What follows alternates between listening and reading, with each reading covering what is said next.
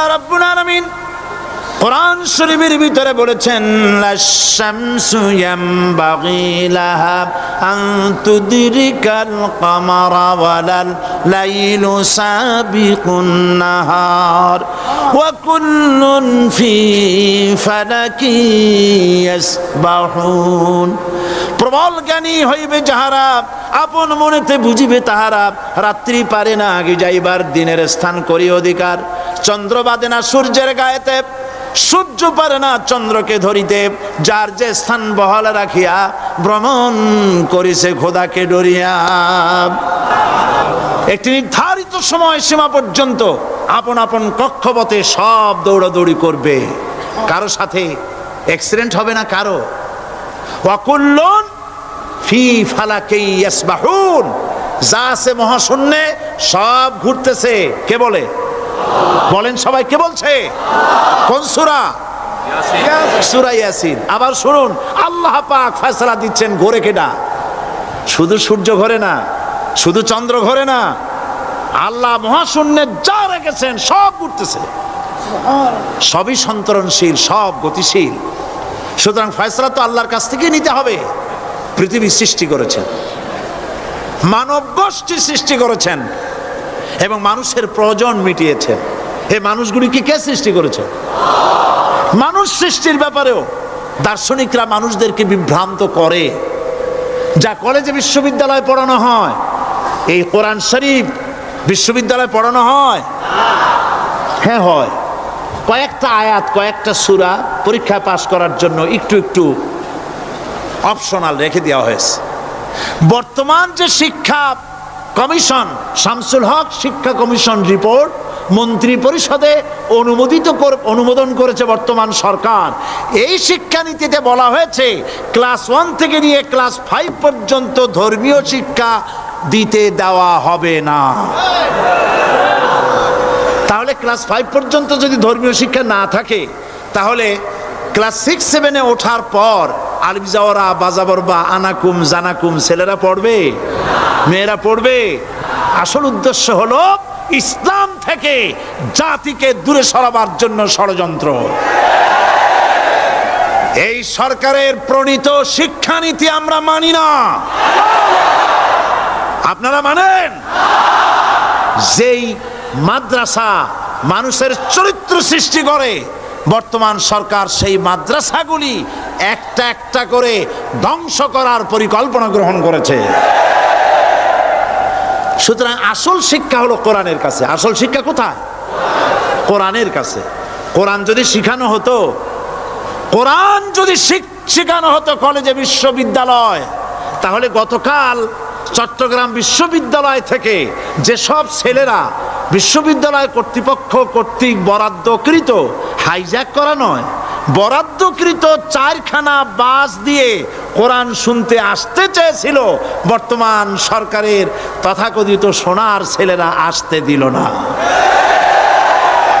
কোরআন যদি তারা পড়তো, তাহলে কোরআন শরীফ শুনতে তারাও আসতো। কপাল পোড়া। জোরে বলেন কি? আরো জোরে বলেন কি?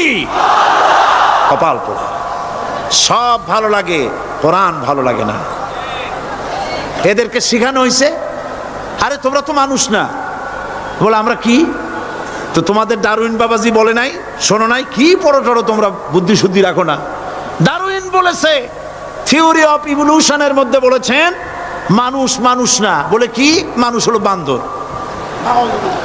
কপাল পোড়া। কি কপালে লেখা থাকে?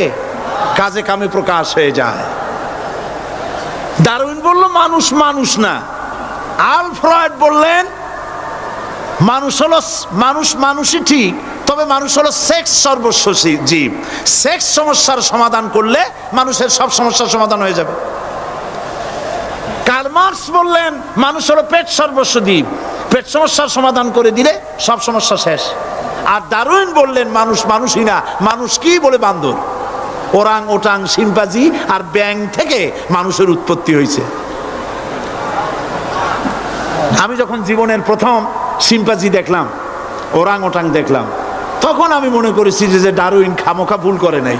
এইটা দেখেই ও মনে করেছে যে এই হচ্ছে আমার মাতামহের গোষ্ঠী। এ হলো পিতামহের গোষ্ঠী। আপনারা একটু মাথা কাটায় চিন্তা করেন, মানুষ যদি বান্দর থেকে হবে, আজও বানর ফরেস্ট এরিয়া আছে কিনা বাংলাদেশে? চিল্লায় বলেন আছে কিনা? তো মানুষ যদি বান্দর থেকেই হবে, আপনারা কি কোনোদিন দেখেছেন যে একটা বান্দরের কোমর পর্যন্ত মানুষের মতো হয়ে সারছে? আর কিছুদিন গেলেই পুরা মানুষ হয়ে যাবে, গলা পর্যন্ত মানুষের মতো হয়ে গেছে, আর কদিন গেলেই মানুষ হয়ে যাবে। দেখছেন কখনো?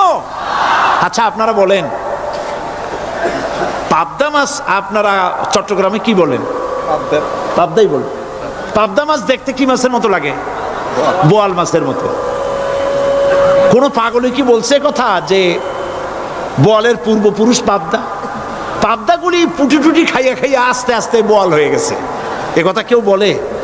আচ্ছা, শোলের যে ছোট সাইজ, শোল মাছ, গজাল মাছ, এর যে ছোট্ট সাইজ ভর্তা করে খায়, শুটকি বানায় খায়, ওগুলোর কি বলে? টাকি মাছ। এই টাকি মাছ দেখতে শোল মাছের মতো। কেউ পাগলকে আজ পর্যন্ত বলেছে যে শোল মাছের পূর্বপুরুষ টাকি, টাকিগুলা সার মার খাইয়া আস্তে আস্তে শৌলে পরিণত হয়ে গেছে? কেউ বলেছে কখনো?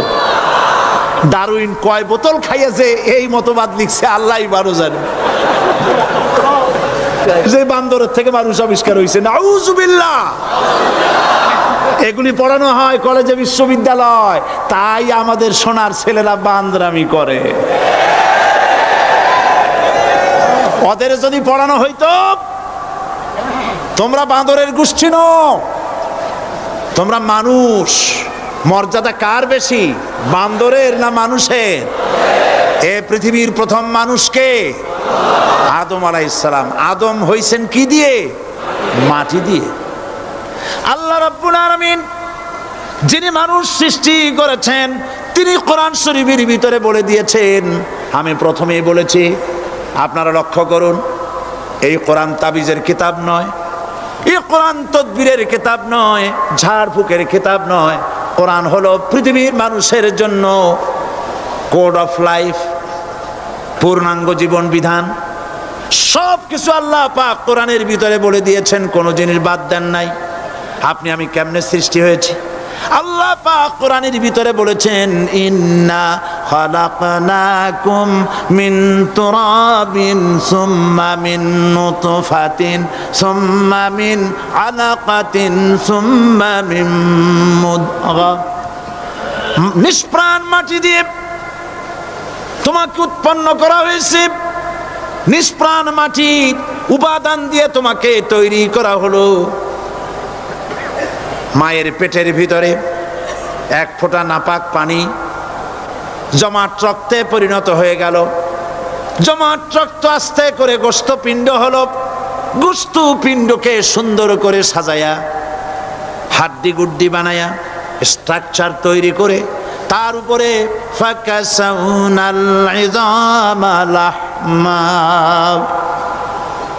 চামড়া দিয়ে গোস্ত দিয়া সাজায়া সুন্দর করে বানালাম। আল্লাহর পরিচয় শুনুন, আল্লাহ আমার কেমন আল্লাহ। মায়ের পেটের ভিতরে সন্তান বানায়া এরপরে যখন রূহ দেওয়া হয়েছে, ক্ষুধা লেগেছে, খাবারের প্রয়োজন হয়েছে, আল্লাহ রাব্বুল আলামিন ওই কচি বান্দা মায়ের পেটে বসে কি খাবে, সেজন্য তার মা চিন্তা করে নাই, বাবা চিন্তা করে নাই, সরকার চিন্তা করে নাই। আল্লাহ রাব্বুল আলামিন মায়ের মাসিক অসুখকে বন্ধ করে দিয়ে সন্তানের নাভির সাথে আর মায়ের নাভির সাথে তার লাগায়া, পাইপ লাগায়া মায়ের মাসিক অসুখের রক্তগুলি দিয়ে সন্তানকে বড় বানালেন। মুখ দিয়া এই রক্ত পান করালেন না, মুখটাকে পবিত্র রেখে দিলেন যাতে করে পৃথিবীতে আসার পর ওই মুখ দিয়া আল্লাহ রাব্বুল আলামিনের জিকির করতে পারো। সন্তান মায়ের ভিতরে পেটের ভিতরে বড় হলো, আল্লাহ রাব্বুল আলামিন বলেন মাস দিন যখন পুরা হয়ে গেল, সুম্মা নুখরিজুকুম তিফলা, বাচ্চার আকারে পৃথিবীতে নিয়ে আসলাম। এখন খাবা কি? পৃথিবীতে যখন বাচ্চা এলো তখন তার পেটের সাথে যে সংযোগ ছিল মায়ের নাভির সাথে আর সন্তানের নাভির সাথে, সেই সংযোগ তার আর কি থাকলো? কি করা হলো? কেটে দেওয়া হলো। লক্ষ্য করুন, জন্য একটি মাত্র পাইপ আল্লাহ লাগাইছিলেন। পৃথিবীতে সন্তান আসার সঙ্গে সঙ্গে পাইপটা কেটে দেওয়া হলো। এবার কি খাবে? আল্লাহ রাব্বুল আলামিন মায়ের বুক থেকে সন্তানের জন্য এবার সিঙ্গেল সিগন্যাল, তার জন্য সিঙ্গেল কোন লাইন যেটা ছিল কেটে দিয়া মায়ের বুক থেকে সন্তানের জন্য ডাবল লাইন আল্লাহ চালু করে দিলেন।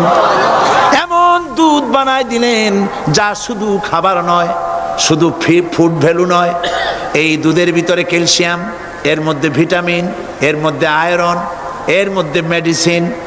দুনিয়ার এই সন্তান ছিল ফি কারারিম মাকিন, সুরক্ষিত জায়গার ভিতরে ছিল। কোনো পলিউশন সেখানে যেতে পারতো না, রোগের জার্ম সেখানে যেতে পারতো না। দুনিয়ায় এলো দূষিত আবহাওয়ার ভিতরে। এই সন্তানকে এখনই অ্যান্টিবায়োটিক খাওয়ালে পরে অসুবিধা হবে। আল্লাহ রাব্বুল আলামিন মায়ের দুধের ভিতরে ঔষধ দিয়া রোগের প্রতিষেধক বানায়া দিলেন। এ হলো আমার আল্লাহ। এ আমার কে? আল্লাহ। জোরে বলেন আল্লাহ। আল্লাহ আল্লাহ রাব্বুল আলামিন মায়ের দুধ দিয়ে সন্তানকে বড় করলেন আর শোনায় দিলেন, খবরদার এই মায়ের সাথে, এই বাপের সাথে নাফরমানি করবি না। মা বাপের জন্য আমার কাছে দোয়া করবে, রব্বির হামহুমা কামা রাব্বায়ানি সগীরা। সবাই পড়েন আমার সাথে, রব্বির হামহুমা কামা রাব্বায়ানি সগীরা। আল্লাহ পাক শিখাই দিলেন বান্দারে আমার কাছে দোয়া করায়, আল্লাহ আমার মা বাপ আমাকে ছোটবেলায় যেভাবে স্নেহের কোলে লালন পালন করেছে, এইভাবে আমার মা বাপদের তোমার রহমতের কোলে লালন পালন করো। মনে থাকবে ভাইরা? বলেন মনে থাকবে? প্রত্যেক নামাজের পরে মা বাবার জন্য দোয়া করবেন, বেঁচে থাকুক আর মরে যাক, দোয়া করবেনই। মনে থাকবে? রব্বির হামহুমা কামা রাব্বায়ানি সগীরা। আবার পড়েন, রব্বির হামহুমা কামা রাব্বায়ানি সগীরা। আল্লাহ পাক মায়ের মর্যাদা এত বাড়াইছেন, সাহাবী প্রশ্ন করেছে, ইয়া রাসূলুল্লাহ খেদমত করব কার? হুজুর বলেন তোমার মায়ের, তারপরে কার? তোমার মায়ের, তারপরে কার? তোমার মায়ের, তারপরে কার? তোমার পিতার। বাপের চাইতে মায়ের মর্যাদা আল্লাহ 3 গুণ বাড়াইয়া দিলেন, 3 গুণ বৃদ্ধি করে দিলেন। হাদিস শরীফে এসেছে, হযরত আবী হুরায়রা রাদিয়াল্লাহু তাআলা আনহু রাসূলের কাছে এসে রাতের বেলায় কাঁদতেছিলেন। হুজুর প্রশ্ন করলেন, আবু হুরায়রা কাঁদো কেন? হযরত আবু হুরায়রা বলছেন, হুজুর মা আমাকে মেরেছে। তিনি প্রশ্ন করলেন, আচ্ছা মা তোমার মারলো কেন? তুমি কি কোনো বেয়াদবি করছো? তিনি বললেন না। তবে মারলো কেন? হযরত আবু হুরায়রা বলেন, ইয়া রাসূলুল্লাহ আপনার খেদমত থেকে বাড়ি ফিরতে আমার দেরি হয়ে গিয়েছিল। গভীর রাত্রে যখন বাড়ি গেছি, মা আমাকে প্রশ্ন করলেন, বাবা দেরি হলো কেন, কোথায় ছিলি?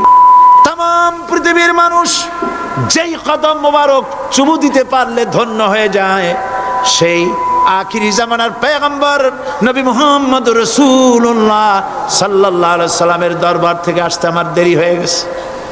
ইয়া রাসূলুল্লাহ আমার মা আপনার নাম শুনে তার গা জ্বলে উঠল, তিনি কাফের মুশরিকা।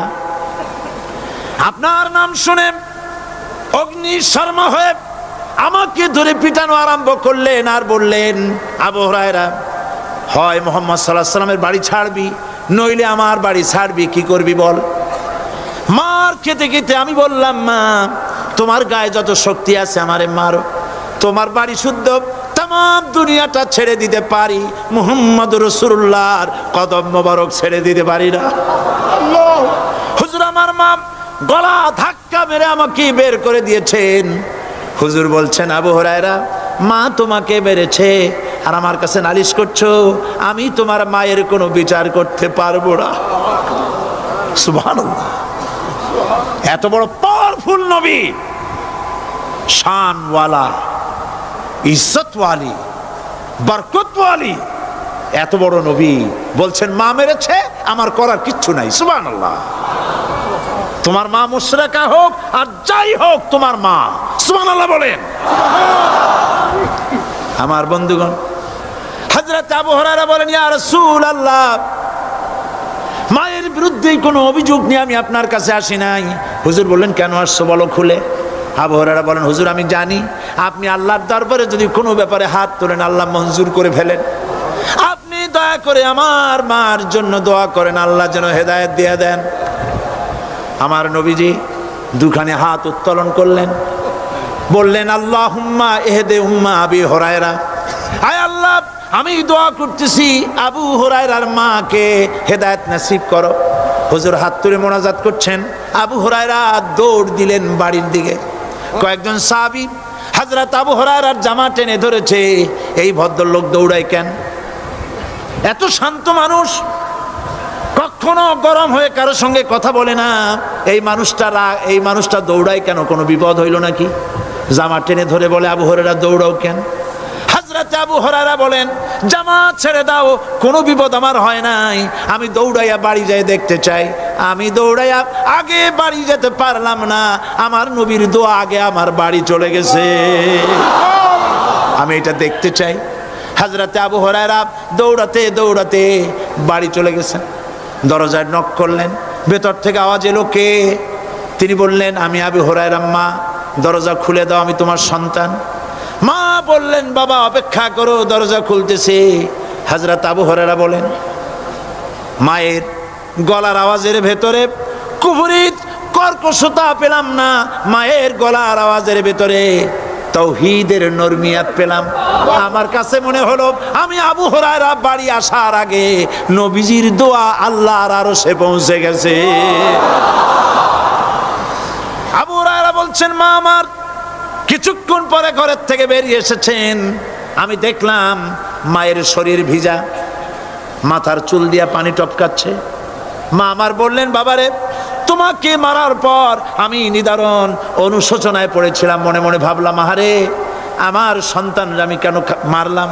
সে তো কোনো খারাপ কাজ করে নাই, কোনো খারাপ জায়গায় যায় নাই, এত ভালো মানুষ যার সম্পর্কে লোকেরা খামোখাই মিথ্যা কথা বলে, এই ভালো মানুষটার কাছে গেছে, সেজন্য আমি মারলাম কেন? বাবা গো, আমি আমার ভুল বুঝতে পেরেছি, জীবনের ভুলও ধরা পড়েছে, আমাকে জলদি করে নিয়ে চলো বিশ্ব নবীর দরবারে। হযরত আবু হুরায়রার মা রাসূলুল্লাহর খেদমতে এসে ঘোষণা করলেন, আশহাদু আল্লা ইলাহা ইল্লাল্লাহু ওয়াহদাহু লা শারীকা লাহু ওয়া আশহাদু আন্না মুহাম্মাদান আবদুহু ওয়া রাসূলুহু। আমার ভাইয়েরা, আল্লাহ রাব্বুল আলামিন মানুষ সৃষ্টি করে পৃথিবীতে পাঠায় দিলেন, খাবারের ইন্তজাম করলেন, এগুলি সব আল্লাহর পরিচয়।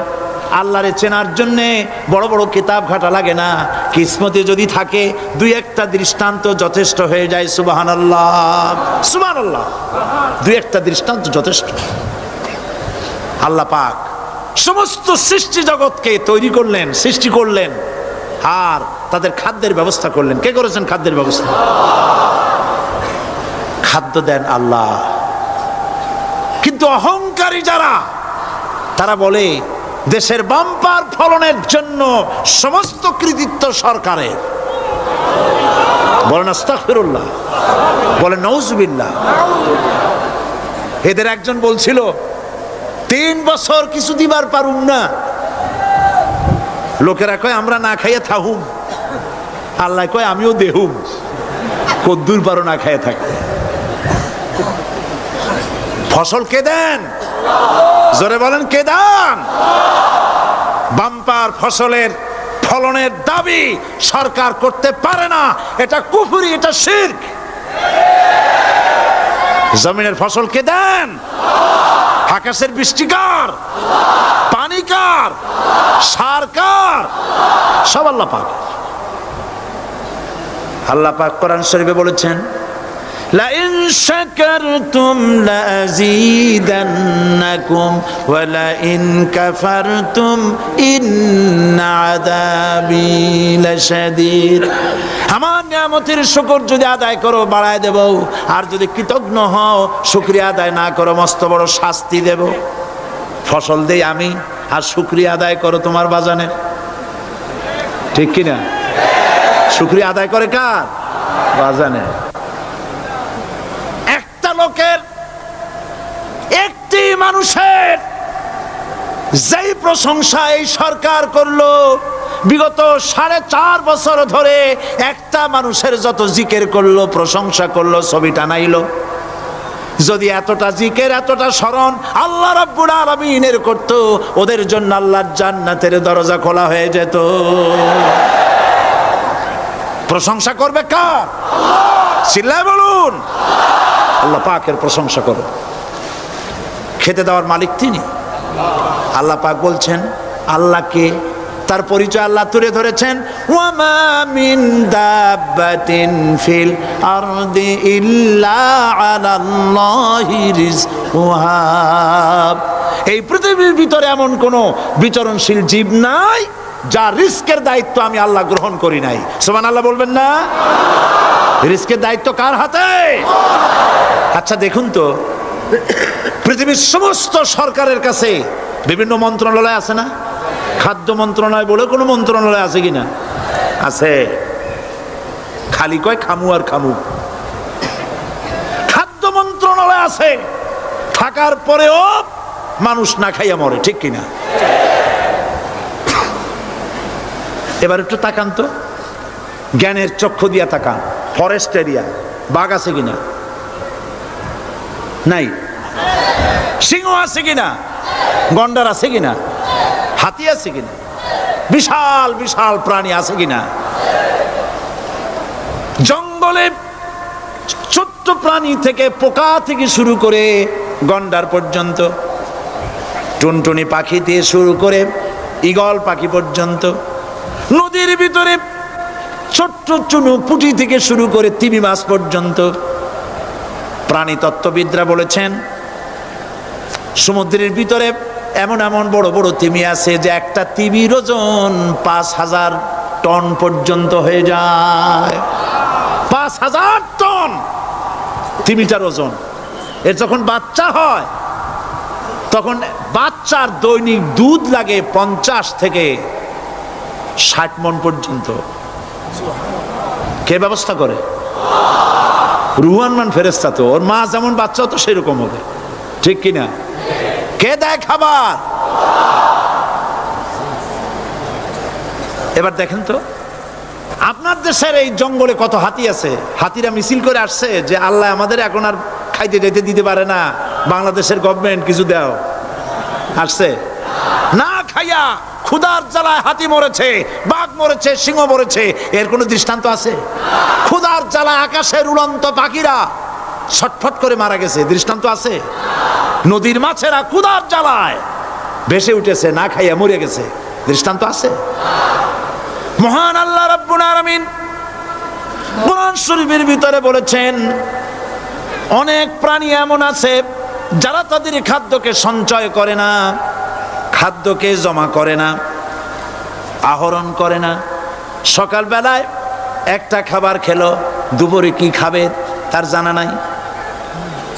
শকুন পৃথিবীর মাটি থেকে 3 মাইল উপরে ওড়ে, তার চোখকে আল্লাহ পাক এত তীক্ষ্ণ বানিয়ে দিয়েছেন। এই চট্টগ্রামের কোথায় মরা গরু আছে 3 মাইল উপর দিয়ে দেখতে পায়? সুবহানাল্লাহ করতে ইচ্ছে করে না। এই প্রাণীগুলি খাবারগুলি কোনো গভর্নমেন্ট জোগাড় করে রাখে নাই। আল্লাহ পাক বলেন সবার খাবার আমি দেই। সকালবেলায় সমস্ত প্রাণীগুলি, মহাশূন্যে পাখি,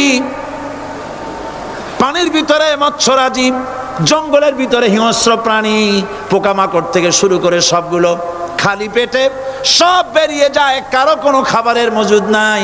সন্ধ্যা হতে না হতে সমস্ত প্রাণীগুলির পেট ভরাইয়া আমি আবার যার যার ঘরে বেরিয়ে দেই। ওয়ামা মিন দাব্বাতিন ফিল আরদি ইল্লা আলাল্লাহি রিজকুহা। সমস্ত প্রাণীর রিজকের দায়িত্ব আমি আল্লাহর হাতে। কে দেয় রিজেক? জোরে বলুন, কে দেন? আল্লাহ পাক। কি খাবেন সব আল্লাহ জোগাড় করে দিয়েছেন। তরি তরকারি জোগাড় করেছেন, মাছ জোগাড় করেছেন, চাউল দিয়েছেন, খাবার দিয়েছেন, গোশত দিয়েছেন, সব দিয়ে দিয়েছেন। আল্লাহ রাব্বুল আলামিন সমস্ত জিনিস দিয়ে মানুষকে আল্লাহ পাক তার জন্য আল্লাহ সব করেছেন। খালাকা লাকুম মা ফিল আরদি জামিআ। এই পৃথিবীতে যা তৈরি করেছে সব তোমার জন্য। এ হচ্ছে আমার আল্লাহ। এ হচ্ছে আমার কে? আল্লাহ। সে আল্লাহ পাক বলছেন, আল্লাহর পরিচয়, তিনি স্রষ্টা, তিনি রিজেক দাতা। এবার আইনদাতা কে? আইনদাতা কে? আরো জোরে বলুন। আইনদাতা আল্লাহ হচ্ছে আল্লাহর পরিচয়। ইনিল হুকমু ইল্লা লিল্লাহ আলা লাহুল খালকু ওয়াল আমর। সৃষ্টি যার, আইন চলবে তার। আমার দেশে আল্লাহর আইন চলছে? আমাদের দেশের কল কারখানা, ক্ষেত খামার, অফিস আদালত আল্লাহর আইন অনুযায়ী চলে? চলে না। বরং আল্লাহর আইনকে মুছে ফেলার জন্য, নিজেদের আইন সৃষ্টি করার জন্য প্রচেষ্টা চালানো হচ্ছে। আল্লাহর আইন মানুষের জন্য সব থেকে বেশি উপযোগী, কারণ সৃষ্টি করেছেন কে? বলেন, কে করেছেন? আল্লাহ। প্রত্যেকটি মেশিন আপনি যা কিনবেন, রেডিও হোক, টিভি হোক, যে কোনো যন্ত্র হোক, গাড়ি হোক, তার সাথে একটা লিটারেচার, একটা বই তার সঙ্গে দিয়ে দেওয়া হয়। ওই বইয়ের মধ্যে লেখা থাকে এটা কিভাবে চালানো হবে, অপারেট করা হবে, তার সিস্টেম লেখা থাকে। আপনার ইচ্ছা মতো চালাইলে হবে না। এই মানব গোষ্ঠীকে সৃষ্টি করেছেন। এখন আপনি যদি আপনার আইন মতো চালান, তা কি চলবে? চলবে না। আপনি আপনার আইন মতো চালাচ্ছেন, ভালোভাবে চলতেছে? চলতেছে না। স্বরাষ্ট্রমন্ত্রী বলতেছেন সন্ত্রাসীদেরকে মাটির তলা থেকে খুঁজে বের করা হবে, কিন্তু নাকের উপর দিয়া ব্রিফকেস চুরি হয়ে যায়, উনি তা ধরতে পারেন না। এই হলো আইন। অনাবরত খুন হচ্ছে, অনাবরত সন্ত্রাসী তৎপরতা চলছে। আর ওনারা বলছেন আগের থেকে এগুলি চলে আসছে, একজনের খুনের বিচার না হইলে এরকম খুন তো হইতেই থাকবে। তাহলে খুনকে, হত্যাকে, সন্ত্রাসকে সরকার জাস্টিফাইড করছেন। নাউযুবিল্লাহি মিন যালিক। এই জন্য আইন হতে হবে আল্লাহর। আইন হতে হবে কার? চিল্লায় বলেন, আল্লাহ পাকের আইন হতে হবে। আমি একদিন পার্লামেন্টে বলেছিলাম, আমার দেশের নেতা নেত্রীরা বারবার হজ করতে যান, উমরা করতে যান, সেখান থেকে আসার সময় কি আনেন? আতর, পাথর, সুরমা আর খুরমা, এই কিছু নিয়ে আসলেন। কিন্তু আমি বলেছি, আপনারা কি কিছু চোখে দেখেন না? পার্লামেন্টে এইভাবে বক্তৃতা করেছে, কিছু চোখে দেখেন না? আমি প্রশ্ন করে আমি আবার জবাব দিচ্ছি, আপনারা যারা হজ করতে যান, উমরা করতে যান, হজের কথাই ধরি, এই হজ করতে যখন যান তখন মুজদালিফায় একটা রাত কাটাইতে হয়। সেটা কোন দিন? ইয়াউমে আরাফার পরের দিন। এই মাঠে দালান কোঠা আছে, এখানে বেড়া আছে, শামিয়ানা আছে, পর্দা আছে, তাবু আছে, কিচ্ছু নাই। লক্ষ লক্ষ নারী আর পুরুষ পাশাপাশি শুয়ে থাকে, তাও সুবহানাল্লাহ কইতে ইচ্ছা করে না। সারা রাত জনে জনে পুলিশ পাহারাদার নাই। কিরকম মেয়ে এলো, চাঁদের সৌন্দর্য হার মানায় দিতে পারে এরকম সুন্দরী, এরকম সুন্দরী নারী, সুদর্শন পুরুষ পাশাপাশি রাস্তার ধারে মরুভূমির ভিতরে সারা রাত কাটাচ্ছে। ইয়াউমে আরাফার পরের রাতটা, একটা রাত পুরা। এভাবে চলতেছে বছরের পর বছর। শতাব্দীর পর শতাব্দী, সহস্রাব্দীর পরে সহস্রাব্দী। আমি প্রশ্ন করি, পৃথিবীর ইতিহাসে কেউ কি এমন কথা বলতে পেরেছে, লিখতে পেরেছে যে মুজদালিফার রাতে সেখান থেকে 10টা নারী হাইজ্যাক হয়েছে, 5টা নারী লাঞ্ছিত হয়েছে? বলতে পারবে? গভীর রাত্রে পুরুষ সঙ্গী ছাড়া সুন্দরী রমণী, যুবতী রমণী একাকিনী নিজের ঘর ছেড়ে আল্লাহর ঘরে তাওয়াফ করতে আসে। তাওয়াফ সেরে তাহাজ্জুদের নামাজ পড়ে আল্লাহর কাছে মোনাজাত করে একা একা হাজার হাজার লাখো পুরুষের ভিতর থেকে আপন ঘরে ফিরে যায়। কারো বাবার হিম্মত নাই একবার তাকায় সে তো রূপ উপভোগ করার জন্য আবার তাকায়, অথবা তার আঁচল ধরে টান মারে। আছে ইতিহাস? কথা কন না কেন? সুন্দরী একটা মাইয়া মক্কা থেকে মদিনা থেকে পাওয়া যায় না, 15 দিন হয়ে গেছে। হয়েছে কখনো? এবার জবাব দেন, কেন হয় না? কেন হয় না? আমার দেশের মেয়েরা রাস্তা দিয়ে হাঁটতে পারে না। হাই স্কুল মেয়েদের, হাই স্কুল মেয়েদের কলেজ যখন ছুটি হয়, তথাকথিত সোনার ছেলেরা গেটের সামনে এতিমের মতো কাড়ায় থাকে। অনবরত হাইজ্যাক হচ্ছে, ধর্ষণের সেঞ্চুরি হচ্ছে। আর ওখানে হয় না কেন? ওখানে হয় না এই কারণে, এই কোরআনের আইন আল্লাহ রাব্বুল আলামিন যে আইন দিয়েছেন, ওখানে আইন বলবৎ আছে। আছে নাকি? আছে কিনা? কোন পুরুষ কোন নারীকে ধর্ষণ করেছে যদি প্রমাণিত হয়, সে যদি ফাহাদের ছেলে হয় আর ফাহাদের মেয়েও হয়, কোরআনের শাস্তি হলো পাথর মেরে উড়াইয়া দাও। তাকে জানিয়ে দেওয়া হবে রেডিও টিভির মাধ্যমে, জেনাকারের ব্যভিচারীর শাস্তি হবে। চতুর্দিকে হাজারো লোকেরা দাঁড়াবে, হাতে পাথর নিয়ে পাথর মেরে তাকে তার গোশত হাড্ডি বাতাসের সাথে উড়ায় দেবে। একজন মানুষ আর একজন মানুষকে খুন করলো, এই আসামি ধরা পড়ে গেল, কোরআনের শাস্তি হলো যখন ধরা পড়বে প্রমাণিত হবে, যেমন ভাবে হত্যা করেছে পরেও হত্যা করো। এই দৃশ্য, এই আইন যদি বাংলাদেশে যদি এই আইন চালু হয়ে যেত, খুনের আসামি ধরা পড়েছে জেনার আসামি, প্রকাশ্য ময়দানে এলো, সাক্ষী প্রমাণে কোর্টে প্রমাণিত হলো সত্যি সে খুনি। এই বিশাল আউটার স্টেডিয়ামের মাঝখানে খুনি কি দাঁড় করাও, চতুর্দিকে হাজারো লাখো মানুষ থাকুক, রেডিও টিভির ক্যামেরা কার্যকর হবে, পত্র পত্রিকার সাংবাদিকরা আসবে, তরবারির এক আঘাতে খুনির কল্লাটা উড়ায় দাও, দেহটা নিঃসাড় হয়ে জমিনে পড়ে যাবে। এই দৃশ্য যারা দেখবে স্বচক্ষে, রেডিওতে, পত্র পত্রিকায়, আর 1 বছরের ভেতরে খুন করার হিম্মত কারো কলিজায় উঠবে? জেনাকারের পাথর মেরে উড়িয়ে দেওয়ার শাস্তি যদি চোখে কেউ দেখে, জেনা করার পুলক আর জাগবে? এটা নাম আল্লাহর আইন। এই আইন কার? এই আইন কার? এই আইন যতদিন পর্যন্ত বাংলার মানুষের, মুসলমানদের উপরে কার্যকরী না হচ্ছে, এই দেশে কার্যকরী না হবে, ততদিন পর্যন্ত হত্যা, ধর্ষণ, খুন বন্ধ হবে না। বন্ধ হবে? সুতরাং এই আইন হচ্ছে কার?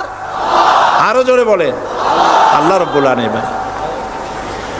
মহান আল্লাহ রাব্বুল আলামিনের এই আইন অনুযায়ী যদি দেশ চলে, মানুষ শান্তি পাবে, চুরি বন্ধ হবে, ডাকাতি বন্ধ হবে, জেনা বন্ধ হবে, হত্যা ধর্ষণ বন্ধ হয়ে যাবে। নবীজি এমন একটি আইন চালু করে দিয়ে, কোরআনের বিধান চালু করে দিয়ে এমন একটা সমাজ চালু করেছিলেন, যেই সমাজ সম্পর্কে হুজুর নিজে বলেছেন, খায়রুল কুরুনে কারনি, সর্বশ্রেষ্ঠ যুগ হলো কার যুগ? আমার যুগ। সুবহানাল্লাহ বলেন। রাসূলের যুগ হলো সর্বশ্রেষ্ঠ যুগ। সেই কোরআন, সেই হাদিস আজও আছে না নাই? বলেন জোরে, আজও আছে না নাই? সেই কোরআন এবং সুন্নাহ দিয়ে দেশ শাসন হোক, এটা কি আমরা চাই? কারা কারা চাই দু হাত উঁচু করে দেখা।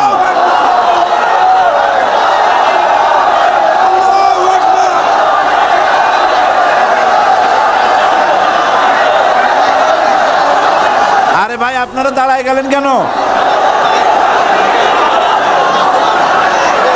বসেন বসেন। আমি তো একটা স্লোগান দিতে বললাম, হাত দেখতে চাইছি আমি, মাথা দেখতে চাই নাই। এই সুযোগে কোমরটা সোজা করে নিলেন। আচ্ছা বসেন, আর মহব্বতের সাথে জিকির করেন লা ইলাহা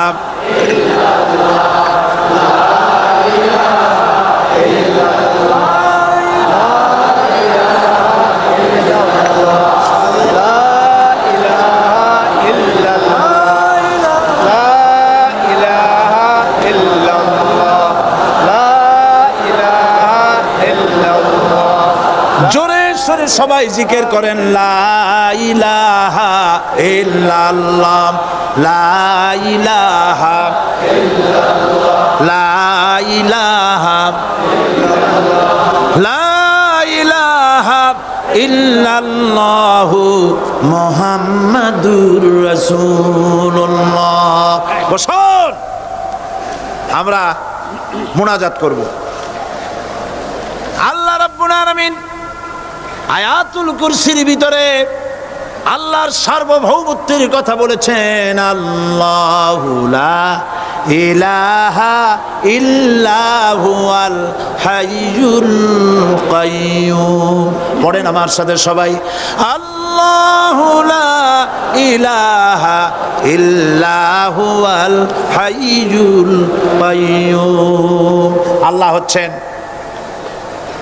যিনি ছাড়া কোনো ইলাহ নাই, তিনি শাশ্বত চিরঞ্জীব।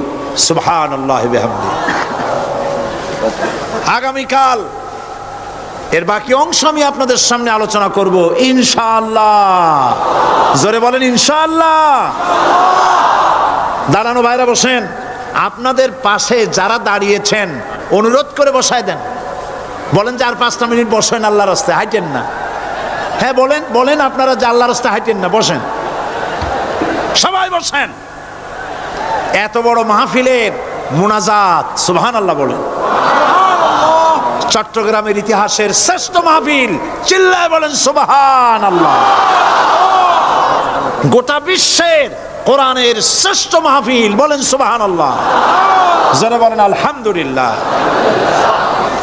আগামীকাল এ মাহফিলের আখেরি মুনাজাত হবে ইনশাআল্লাহ। বলেন ইনশাআল্লাহ। আমি আন্তরিকভাবে দুঃখিত, প্রতি বছর আমার মা বোনদের জন্য, চট্টগ্রামবাসী আমার মা বোনদের জন্য আলাদাভাবে তাদের প্রশ্নের উত্তর দেই এবং তাদের সামনে কোরআন হাদিসের কথা আলাদাভাবে বলি। এবছর দিন কম হয়ে গেল বলে মহিলারা, মা বোনেরা বঞ্চিতা হয়ে গেলেন। শিশু কিশোরদের জন্য আলাদাভাবে সমাবেশ করা হয়, তাও বঞ্চিত হয়ে গেল।